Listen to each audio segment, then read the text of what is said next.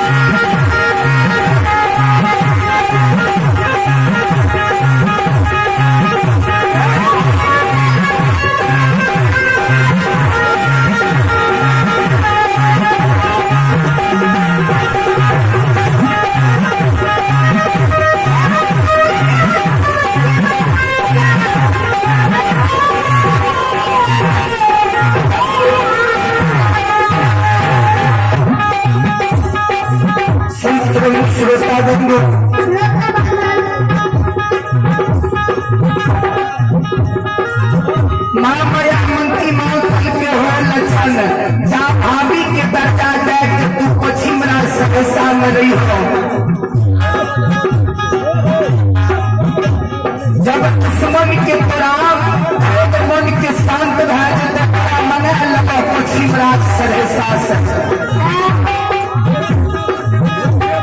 कृष्णावती लक्षण दोनों का सासू के चरण में झुक के प्रणाम करके दोनों जी पश्चिमरा सहसा के चल दल के भागल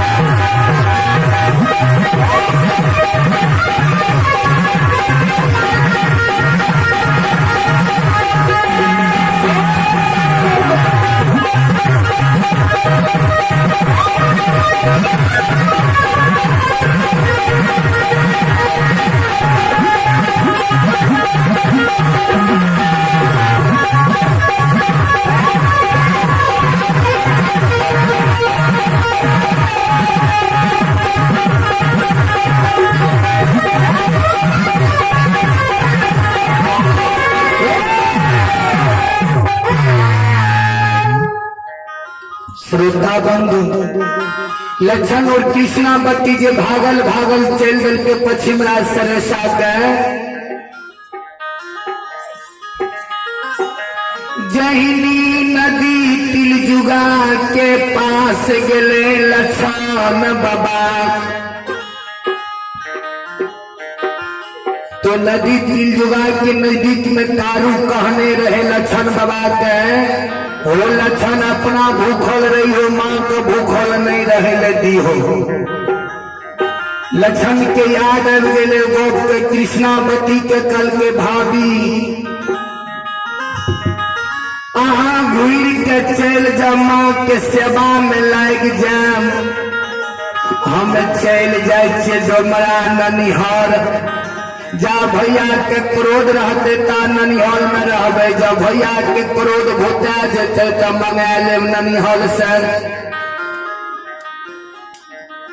कृष्णावती कल के देवर तोरा देखल छ तू चल जेबो ननिहाल कल के भाभी हम चल जेबे ननिहाल अहाँ चल जा माँ के सेवा में लाग जाम माँ के कोनो दुख तकलीफ होते न जब माँ के नैना से लोर गिरते तो भैया के मोरलो में लोर मोर घा के पड़ते माँ के कोनो दुख तकलीफ नहीं हो जावे महापुरा में कृष्णावती के चरण में लक्षण गिर गए कल के जाओ भाभी हम चल जेबे ननिहाल कृष्णावती नदी तिलजुगा से घुर गए बाबूजी महापुरा के लक्षण बाबा चल दल के डोमरा ननिहाल के विपैत में इंसान के बुद्धि के हरण भए जाय छै लक्षण बाबा के ननिहाल के रास्ता छूट गेले ओ बिरजा बाघ के ठौर धए लेलकै लक्षण बाबा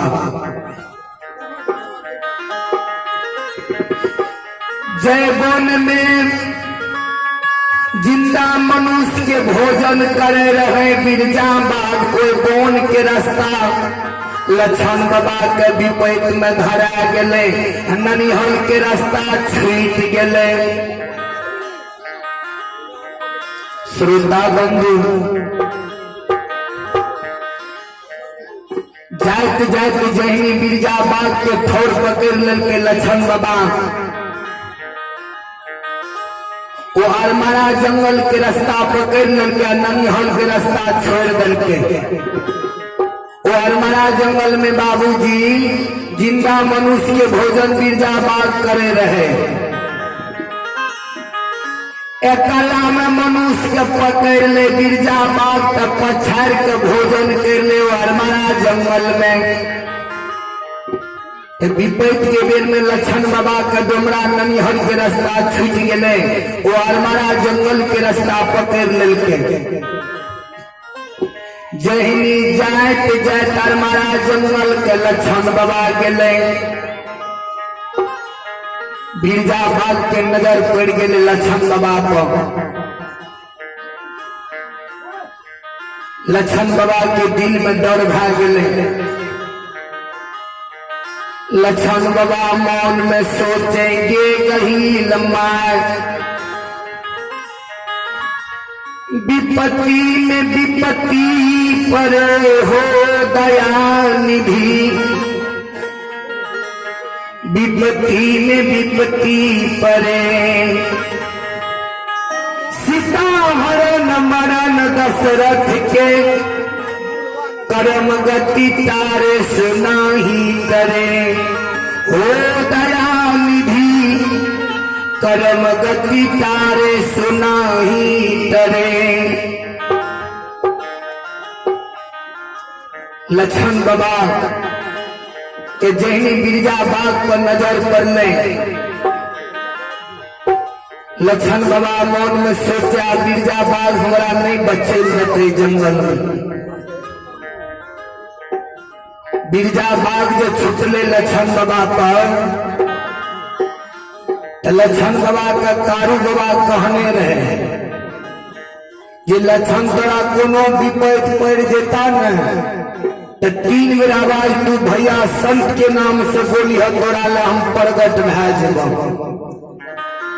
कोनो गढ़वा विपद तोरा पड़त तीन आवाज दी हो भैया संत संत। लक्षण बाबा को गोट के याद आ गए। लक्षण बाबा कहे ओ भैया एक तो भैया परान ले रहे महापुरा में, तो भैया के डर से भाग लिए ननिहल। ननिहल के रास्ता छूट के बिरजाबाद के मुंह में चले लिए। अब कोई नहीं दुनिया में सहारा छे भैया।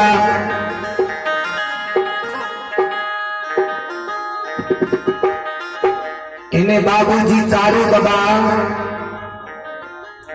अंतरात्मा में शिव गुरु के पूजा में लागल रहे।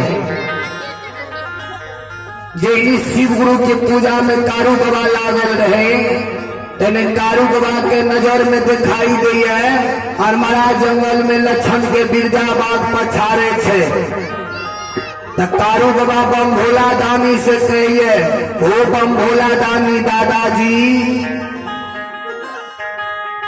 तू हमारा घर के बैया बनेल हो, हमरा भैया के बिरजाबाद हमारा जंगल में पछारे छे।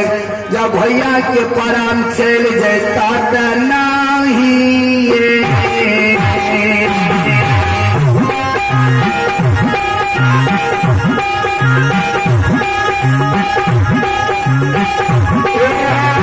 दादाजी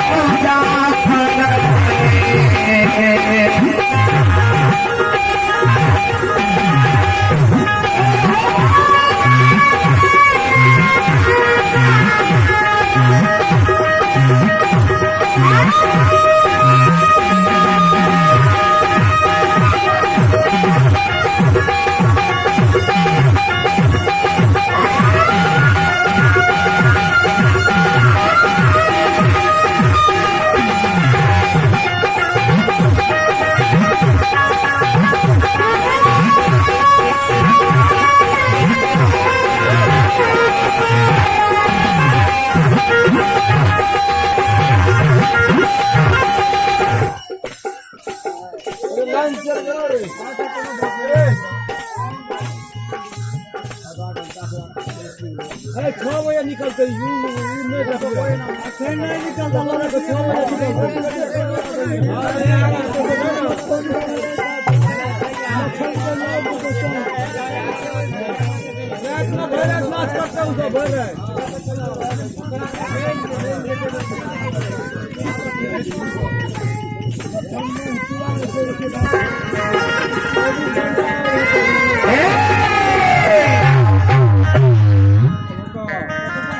श्रोता बंधु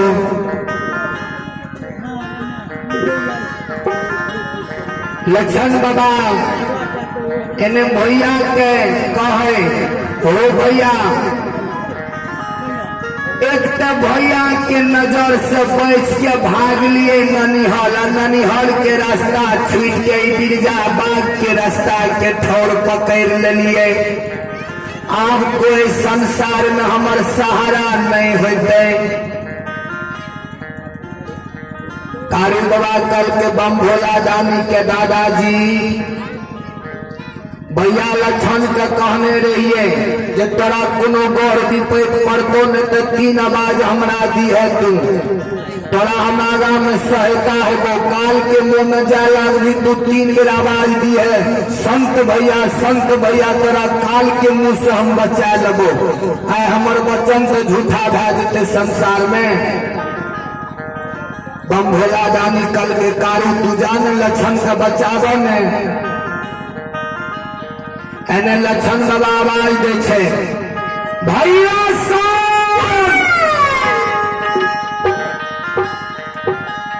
भैया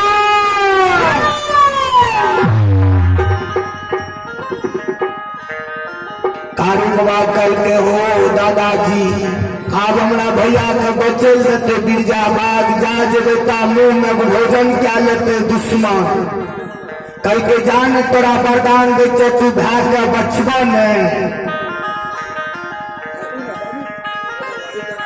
कारू बाबा की हिम्मत नहीं काम करे कारू बाबा के दादाजी जा जेबे ता के दुश्मन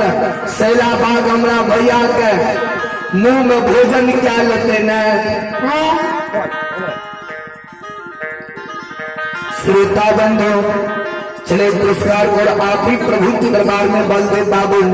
प्रिय श्रद्धा के साथ प्रिय उदार दिल से प्रभु के दरबार में 51 रुपये की दान भेजेंगे। श्रद्धालु को भगवान सदा सुखी रखे परिवार में मां सरस्वती विद्यार्थी भंडार दे होली भंडारी भंडार को भरे रखे महानदानी दाता की जय जय। इन्हें लक्षण बाबा सैला बाग के मुंह से आवाज दे भैया बच्चा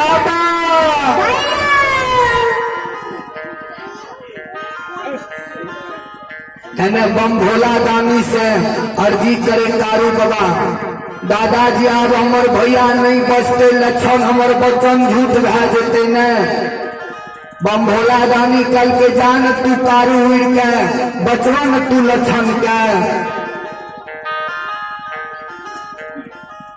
कारू बाबा बम भोला दानी के प्रणाम करके चल दिल करमरा जंगल के लक्षण से बचावे एने तेसर आवाज दे छे लक्षण बाबा आज जब भैया सहारा नहीं है बहुत हमें बिरजा माग के मुंह में चल गई और मारा जंगल में लक्षण भी भरोसा भाग ले जब हम चल गए बिरजा बाग के मुंह में लक्षण तेसर आवाज दे छे जंगल में भैया कारू बाबा अले लक्षण के जही लक्षण गिर पर ले कारू बाबा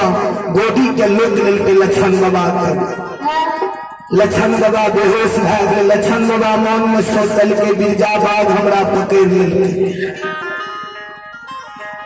लक्षण बाबा बेहोश भा गए जंगल में कारू बाबा संभर के गोदी में लक्षण के लाल के ठोर मुंह के पोछे लक्षण के कहो लक्षण एक बेरा मेरा खोला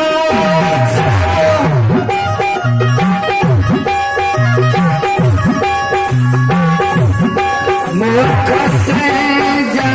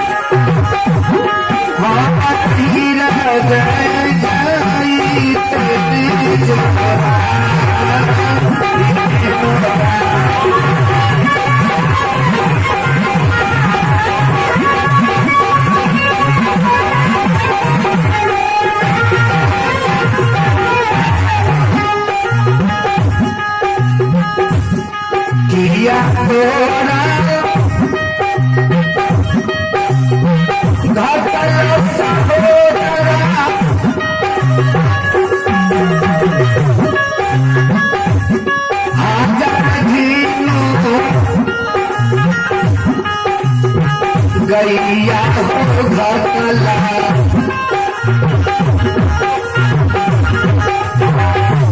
घटला महापुर छोरी के परा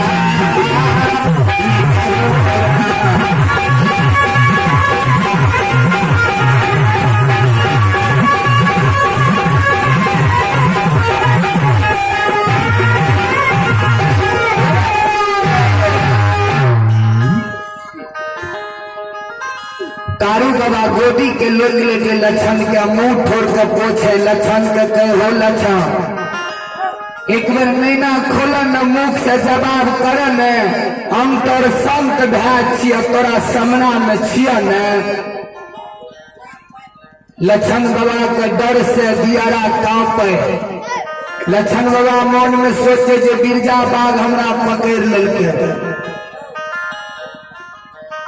कारू बाबा के लक्षण एक बेर नैना के खोल के देखो न तोरा समना में भैया छिया न लक्षण जहिनी नैना के धीरे धीरे खोलल के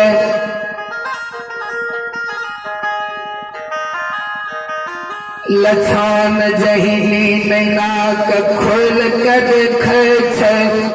तो भैया संत कारू पर नजर पड़े छे लक्षण कारू बाबा के लोग से अलग भागे ओ भैया कथील हमरा बचावे लहो भने बिरजा बाघ के मुंह में चल जेती है